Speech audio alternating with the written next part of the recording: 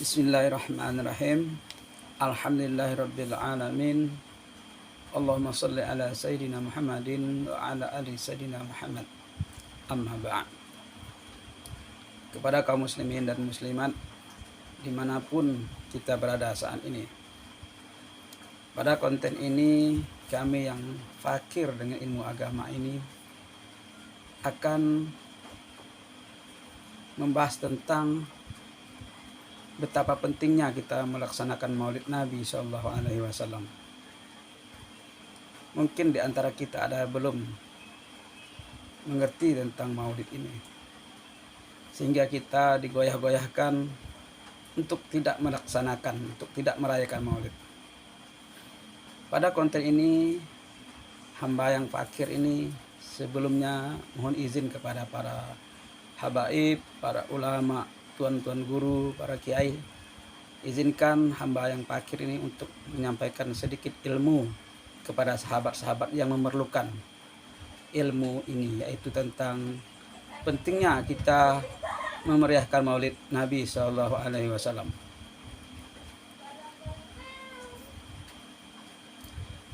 Kepada para sahabat-sahabat generasi muda, kaum muslimin dan muslimat dimanapun Anda berada, pada kali ini kami akan menceritakan tentang seorang paman Nabi. Walaupun ia paman Nabi, ia sangat membenci kepada Rasulullah SAW. Siapakah dia? Yaitu Abu Lahab. Abu Lahab ini semua orang Islam tahu betapa bengisnya Abu Lahab terhadap Nabi Muhammad SAW. Sehingga dalam Al-Quran diabadikan dalam sebuah surah Al-Lahab yang berbunyi Bismillahirrahmanirrahim, Tabat yada abi lahabi wa tab ila akhirul ayah. Di sini Allah mengutuk Abu Lahab karena Abu Lahab sangat memusuhi Nabi.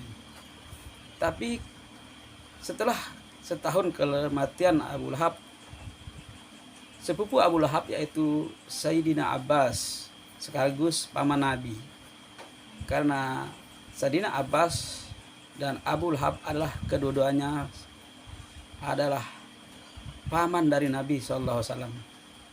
Dalam mimpinya Sayyidina Abbas bertanya kepada Abu Lahab. Ia berjumpa kepada Abu Lahab. Sayyidina Abbas bertanya, "Ya Lahab, ya Abu Lahab, apa yang engkau dapati di akhirat sana?" Maka Abu Lahab berkata, "Wahai Abbas, aku di akhirat ini selalu disiksa. Tanpa henti-henti aku disiksa." "Mengapa engkau disiksa, wahai Abu Lahab?" kata Abbas. "Karena aku dulu sangat membenci keponakan kita." Siapa keponakan Abu Lahab? Yaitu Nabi Muhammad SAW. Tetapi kata Abu Lahab, di setiap malam Senin aku mendapat keringanan. Di sela-sela jariku keluar air. Lalu dari air itulah aku minum. Dan siksa seminggu yang lalu tidak aku rasakan, kata Abu Lahab. Setelah ia minum air yang keluar dari jari jemarinya, siksa-siksa yang ia dapatkan di minggu yang lalunya, 7 hari yang lalunya, tidak ia rasakan lagi. Tetapi selepas malam Senin dan selepas hari Senin, maka siksa itu berlanjut lagi sampai ke malam Senin selanjutnya. Maka seperti itulah seterusnya. Setiap malam Senin Abu Lahab mendapat keringanan siksa dari Allah Subhanahu wa taala. Lalu Sayyidina Abbas bertanya, "Mengapa bisa begitu, wahai Abu Lahab?" Kata Sayyidina Abbas, "Ini karena," kata Abu Lahab, "aku ketika keponakan kita Muhammad lahir, aku sangat bergembira," kata Abu Lahab. "Aku bergembira sehingga aku memerdekakan seorang budakku." Abu Lahab gembira ketika Rasulullah SAW lahir di malam tanggal 12 Rabiul Awal. Dikarenakan kegembiraan Abu Lahab akan kelahiran Rasulullah Shallallahu Alaihi Wasallam, maka ia mendapatkan keringanan siksa dari Allah Subhanahu Wa Taala. Bayangkan, Abu Lahab yang sudah divonis oleh Allah sebagai penghuni neraka yang kekal, yang Allah abadikan dalam surah Al-Lahab, tetapi karena ia gembira karena kelahiran Nabi Muhammad di malam tanggal 12 Rabiul Awal, siksanya Allah ringankan di setiap malam Senin dan hari Senin. Lalu pertanyaannya, bagaimana dengan kita? Yang kita ini belum sedikit pun Allah cap sebagai penghuni neraka. Kita gembira memeriahkan tanggal 12 Rabiul Awal, walaupun kita memeriahkannya kadang-kadang lewat dari tanggal 12 Rabiul Awal hingga menginjak di bulan selanjutnya, yaitu Rabiul Akhir ataupun Jumadil Ula. Tapi perasaan kita gembira akan kelahiran Nabi Muhammad.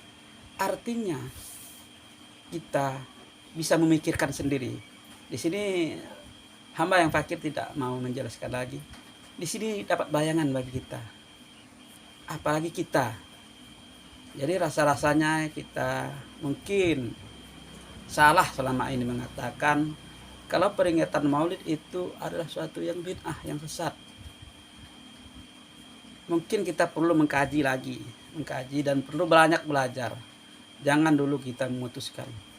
Karena salah kita membuat fatwa, salah kita mengatakan, tiba-tiba ada orang yang mengikut kita, maka pertanggungjawabannya di akhirat nanti berat bagi kita.